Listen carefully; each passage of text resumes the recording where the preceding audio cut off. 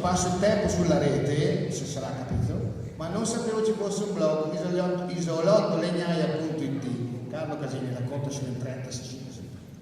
Isolottolegnaia.it è un blog, una piattaforma online che vuole riscoprire tutta quella microcultura di quartiere che c'è, esiste, i nostri rioni sono antichi, hanno una storia, sono ricchi di eventi, sono ricchi di iniziative, ma sono anche ricchi di curiose aneddoti. Cerchiamo di raccoglierli tutti, è uno sforzo corale, devo dire, non è solo mio, è un progetto aperto a tutti, chiunque può entrare e partecipare. In particolare però devo ringraziare per l'esistenza di isolottolegnaia.it Beatrice, che si è occupata di tutta la parte informatica, David e Nicola che collaborano con me a ricercare questi aneddoti, ma anche devo ringraziare le istituzioni del quartiere perché hanno creduto fin dall'inizio in questo progetto.